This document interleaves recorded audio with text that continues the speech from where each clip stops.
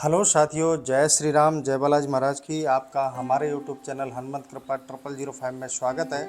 साथियों, प्रतिदिन की तरह आज भी हम आपके लिए एक संपूर्ण जानकारी सहित हनुमान जी की भक्ति से जुड़ा हुआ सेशन लेकर उपस्थित हुए हैं। सेशन में आगे बढ़ने से पहले हम आपसे निवेदन करना चाहेंगे, अगर आप हमारे चैनल पर नए हैं तो चैनल को अभी सब्सक्राइब कर लें, बेल आइकन को प्रेस कर लें, जिससे हमारे वीडियो का नोटिफिकेशन सबसे पहले आपको प्राप्त हो।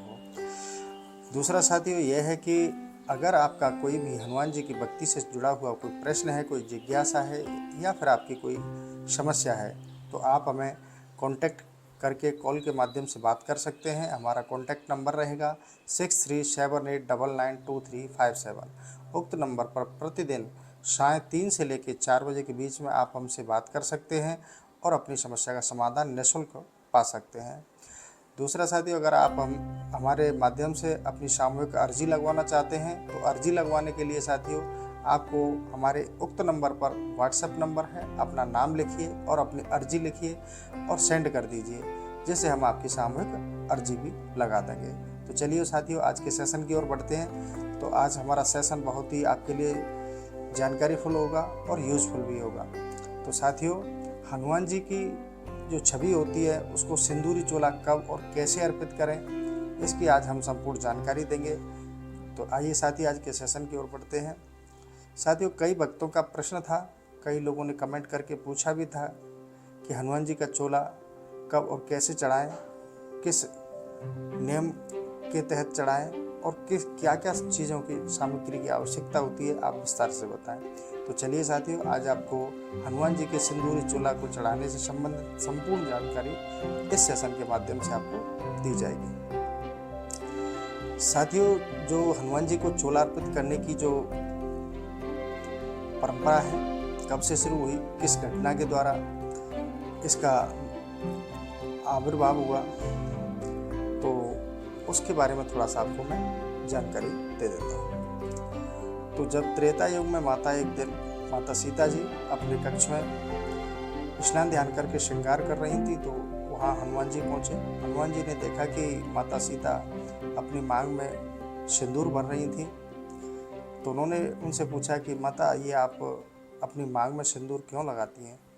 तो माता सीता ने जवाब दिया कि ये सिंदूर मैं इसलिए लगाती हूँ कि इसको लगाने से मेरे स्वामी की आयु बढ़ती है और मेरे स्वामी प्रसन्न होते हैं।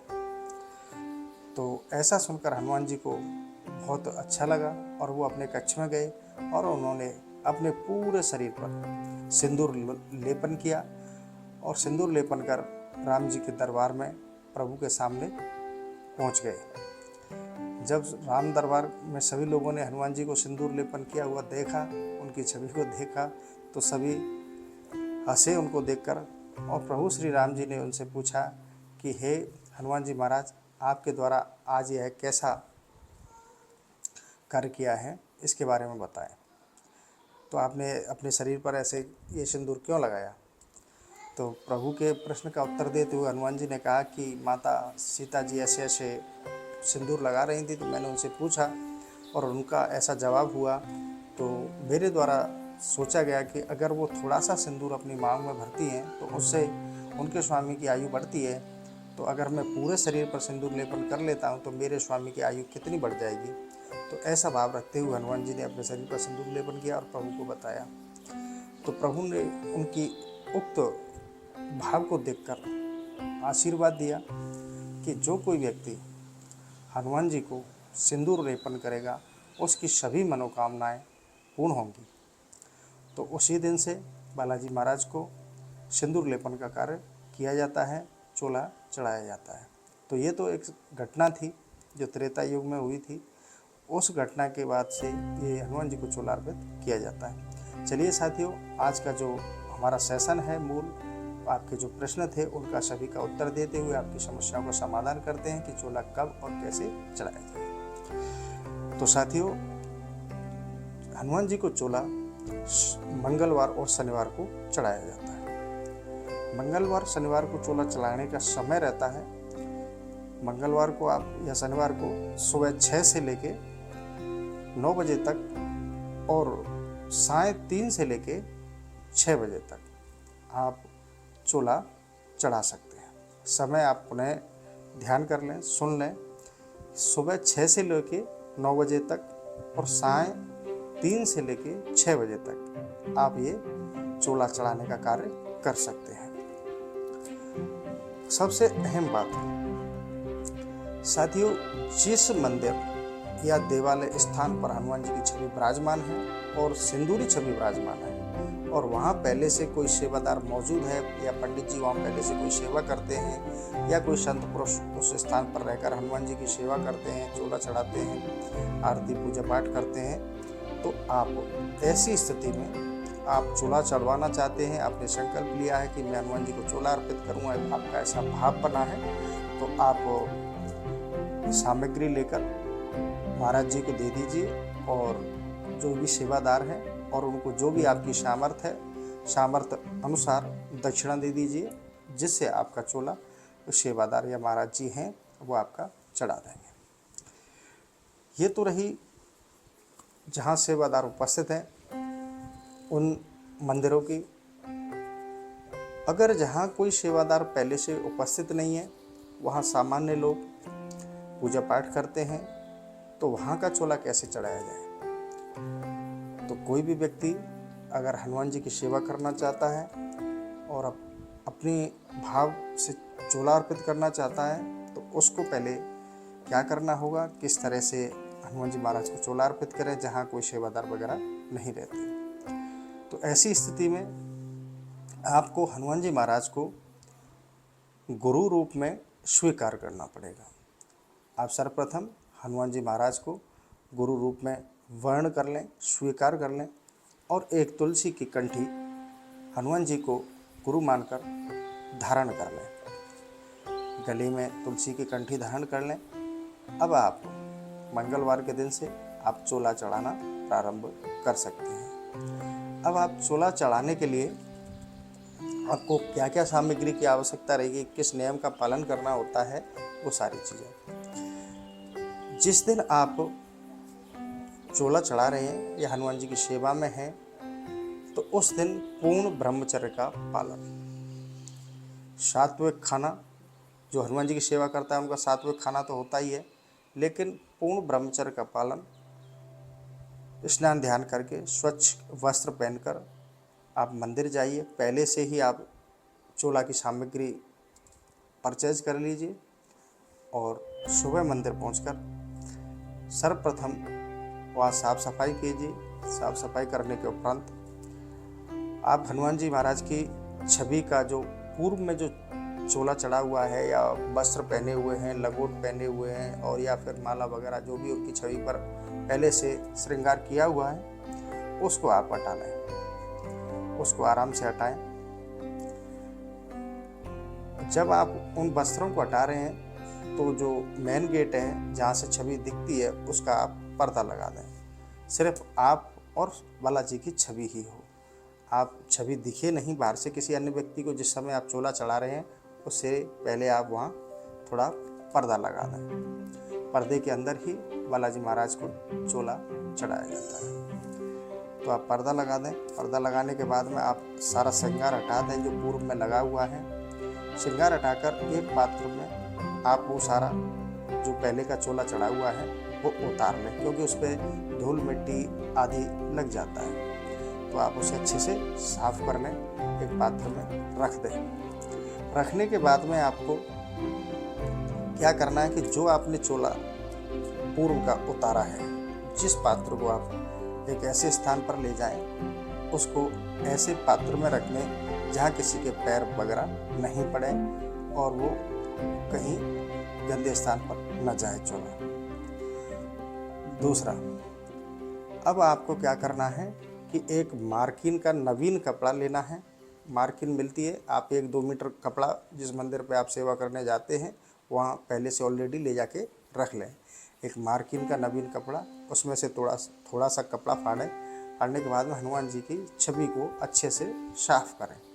कोई भी धूल मिट्टी नहीं रहना चाहिए, कोई भी तिनका वगैरह कोई फूल पत्ती नहीं लगा हुआ हो, अच्छे से साफ कर लें। साफ करने के उपरांत आप हनुमान जी महाराज को गंगा जल से छींटे लगाएं, पवित्र करें। पवित्र करने के बाद में आप जो आप सिंदूर ले गए हैं, जो मंगलवार के दिन क्या है कि गाय के घी में सिंदूर लेपन किया जाता है। शनिवार के दिन आप चमेली का तेल ले सकते हैं, लेकिन मंगलवार के दिन गाय के घी में ही, शुद्ध गाय का घी हो उसमें ही चोला चढ़ाया जाता है। अब आपको क्या है कि सिंदूर बनाना है। सिंदूर बनाने के लिए आपको मात्र ऐसा पात्र लेना है जो कि पीतल की कटोरी हो या फिर किसी अन्य धातु की हो। अगर आपकी सामर्थ्य है तो चांदी की भी हो, तांबे की भी हो, लेकिन सबसे जो अच्छी और सस्ती हमारे लिए व्यवस्था होती है वो पीतल की कटोरी होती है, जिसमें हम आपकी छवि के अनुसार, आपकी छवि मंदिर में 3 फुट की है, 4 फुट की है, 5 फुट की है, उस छवि के अनुसार आप सिंदूर डाल लीजिए और उसमें 1 चम्मच 2 चम्मच आप गर्म करके घी डाल लीजिए पिघलाकर, और उसको अच्छे से मिलाइए। उस कटोरी में आप अच्छे से उसको हिलाइए, मिलाइए, और जिससे ऐसा हो जाए कि उसमें कोई दाने ना रहें और अच्छे से मिल जाए। मिलाने के बाद में जो मैंने आपको पात्र कहा है, उस पात्र में क्या है, हम पीतल की कटोरी लें, क्योंकि पीतल की कटोरी बहुत ही ज़्यादा अच्छी रहती है। क्योंकि बहुत सारे लोगों को मैंने देखा है कि या तो प्लास्टिक के जो डिस्पोजल दोने आते हैं उनमें सिंदूर बनाते हैं, या फिर कोई स्टील की कटोरी ले लेते हैं। तो स्टील की कटोरी और प्लास्टिक के दोने वगैरह ये चोला में बालाजी महाराज के नहीं चलते। कृपया आपसे मेरा निवेदन है कि आप एक पीतल का कटोरी चोला चढ़ाने के लिए एक परमानेंट रख लें। तो साथियों, इस तरह आपका जो आपने घी और सिंदूर मिलाकर चोला बना लिया। अब आपको क्या करना है, अब आपको बालाजी महाराज को चोला अर्पित करना है।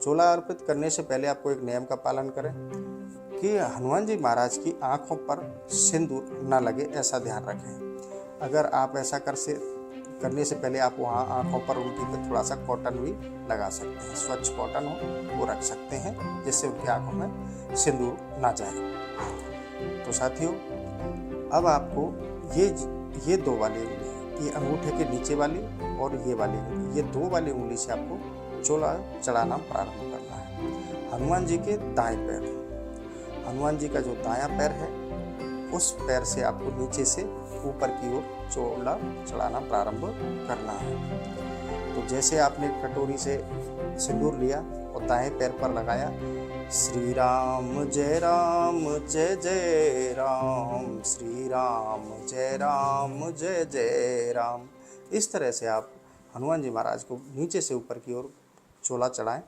चोला चढ़ाने के बाद में आपका पहले का जो प्रथम जो आपने लगाया है सिंदूर, वो लग जाने के बाद में आप अब 4 उंगली से आप उसको अच्छे से लगाएं, जिससे कि उसमें निशान वगैरह या धारी वगैरह दिखाई न दें।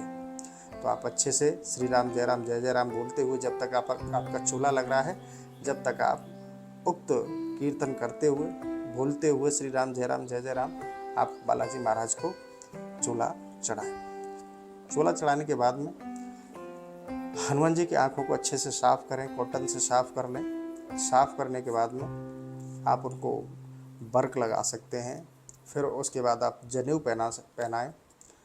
जनेऊ पहनाने के बाद में हमेशा ध्यान रखें कि आपकी छवि पर कोई पोशाक वगैरह नहीं लगाते। तो लंगोट, विशेषकर आप हनुमान जी महाराज को 1 मीटर कपड़े का लंगोट अवश्य बनाएं और हनुमान जी महाराज को लंगोट अवश्य पहनाएं।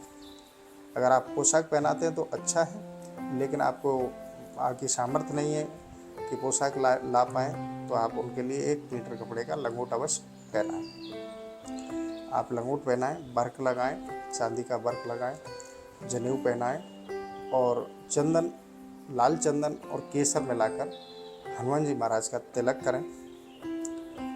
और हनुमान जी महाराज को केवड़ा का इत्र बहुत ही पसंद है, तो आप केवड़ा का इत्र रखें और इत्र का छिड़काव करें उनके वस्त्रों पर। और इस तरह हनुमान जी महाराज को जितना आपका भाव बन रहा है उस हिसाब से हनुमान जी महाराज का श्रृंगार करें, उनको पुष्पों की माला अर्पित करें और सुगंधित पुष्प वगैरह भी उनके छवि के सामने रखें। और पूजा के लिए अगर आपके पास पुष्पों की माला नहीं भी है तो आप तुलसी के पत्तों की माला बना सकते हैं, पीपल के पान के पत्तों की माला बना सकते हैं, जिन पर आप राम राम लिख सकते हैं, वो भी आप पहना सकते हैं। अब आती है हनुमान जी का श्रृंगार भी हो गया, आपका चोला संपूर्ण चढ़ गया आपकी। अब आती है हनुमान जी महाराज को भोग प्रसाद के लिए क्या लगाएं। अगर आप घर से कोई मिठाई वगैरह बना के ले जा सकते हैं तो आप घर से मिठाई बना कर ले जाएं, मार्केट का मिठाई ना चढ़ाएं, क्योंकि मार्केट के मिठाई दूषित होते हैं, केमिकल्स का प्रयोग करते हैं। तो हमारा भाव ऐसा होना चाहिए कि हम बालाजी महाराज को ऐसे भोग मिठाई वगैरह के न लगाएं। आप गुड़ चने का भोग लगा सकते हैं, फल आदि बालाजी महाराज के लिए रख सकते हैं। एक स्वच्छ तांबे की लोटिया में आप जल रखें और हनुमान जी महाराज के लिए एक जटा वाला नारियल रखें जो जिसमें पानी आता है अंदर, वो भी रखें। और गाय का घी का एक दीपक जलाएं। एक पान का बीड़ा, मीठा पान का बीड़ा हनुमान जी के भोग के लिए रखें। अब जो भी आपने भोग सामग्री रखी है उसमें आप एक तुलसी दल अवश्य रखें। ये विशेष ध्यान रखें कि हनुमान जी महाराज के भोग प्रसाद के साथ तुलसी दल अवश्य रखा जाता है। तो भोग प्रसाद में तुलसी दल रखें। गाय के घी का दीपक जलाएं। गाय के घी का दीपक के साथ आप धूप बत्ती जलाएं, क्योंकि हनुमान जी महाराज को सुगंधित बहुत पसंद है, तो धूप बत्ती जलाएं। और अगरबत्ती हनुमान जी महाराज के पूजा पाठ में अलाउड नहीं है। तो इस तरह से आपका भोग प्रसाद लग गया और आपके श्रृंगार हो गया और हनुमान जी महाराज का चोला भी चढ़ गया। अब आपको हनुमान जी महाराज को सर्वप्रथम राम स्तुति को सुनाना है। राम जी की स्तुति सुनानी है। राम जी की स्तुति सुनाने के बाद में आप हनुमान चालीसा का पाठ करिए, जितना आपकी क्षमता है। कम से कम आप 3 पाठ तो हनुमान जी महाराज को सुनाइए। हनुमान जी महाराज को आपने राम स्तुति सुना दी, हनुमान चालीसा का पाठ सुना दिया और उसके बाद में आप हनुमान जी की आरती करिए। आरती करने के लिए आपको या तो आप दीपक रखिए या आपके पास कोई प्लेट है तो प्लेट के माध्यम से आप उसमें रख के दीपक कर सकते हैं। लेकिन आपको कपूर डालकर, जो कपूर आती है, कपूर की टिक्की डालकर आपको हनुमान जी की आरती करनी है। ऐसा नहीं कि आप दीपक, घी के दीपक, जो घी का दीपक जलाया है उसी से आप आरती कर रहे हैं, ऐसा नहीं। अलग से एक दीपक रखें, उसमें कपूर की टिक्की डालें, कपूर की टिक्की से हनुमान जी महाराज की आरती करें। तो इस तरह से आपको हनुमान जी का चोला अर्पित करना है। आपको समय हमने बता ही दिया कि सुबह 6 से लेकर 9 बजे तक और साय 3 से लेकर 6 बजे तक चोला अर्पित किया जाता है। मंगलवार शनिवार को कर सकते हैं। मंगलवार के दिन गाय के घी का सिंदूर मिलाकर चोला चढ़ाया जाता है और शनिवार के दिन आप चमेली के तेल का सिंदूर में मिलाकर चोला चढ़ा सकते हैं। तो ये तो हमारा समय था। और आप किस तरह से चोला सामान्य व्यक्ति कैसे चढ़ा सकता है, या फिर हाँ, अगर किसी महिला भक्त को भी अगर चोला चढ़ावाना है तो महिलाएं कृपया बालाजी की जो छवि है उसको स्पर्श नहीं कर सकती। वो अपने किसी बच्चे के माध्यम से, लड़के के माध्यम से वो चोला हनुमान जी महाराज को अर्पित कर सकती है। तो साथियों, इस प्रकार से अगर आप हनुमान जी महाराज को भाव के साथ चोला अर्पित करते हैं तो निश्चित आपकी जो भी मनोकामना है, जो भी आपको आपका मनोरथ है, वो बालाजी महाराज अवश्य पूरा करेंगे। और इसी तरह से हम हनुमान जी महाराज को सिंदूरी चोला अर्पित कर उनकी कृपा के पात्र बनेंगे, जिससे हनुमान जी महाराज प्रसन्न होकर हमें हमारी जो मनोकामना है उसका पूर्ण फलाफल प्रदान करें। तो इसी के साथ साथियों, आज का हमारा सेशन यही समाप्त करता हूँ। आशा करता हूँ कि आपको हमारा ये सेशन पसंद आया होगा। अगर फिर भी आपकी कोई प्रश्न जिज्ञासा है तो आप हमें कमेंट के माध्यम से पूछ सकते हैं, नहीं तो आप कॉल के माध्यम से हमें पूछ सकते हैं। तो साथियों, आज का सेशन हम यही समाप्त करेंगे। इसी के साथ साथियों, एक निवेदन फिर से करना चाहूँगा, अगर आप हमारे चैनल पर नए हैं तो चैनल को अभी आप सब्सक्राइब कर लें, बेल आइकन को प्रेस कर लें, जिससे हमारे वीडियो का नोटिफिकेशन सबसे पहले आपको प्राप्त हो। तो चलिए साथियों, इसी के साथ जय श्री राम, जय बालाजी महाराज की।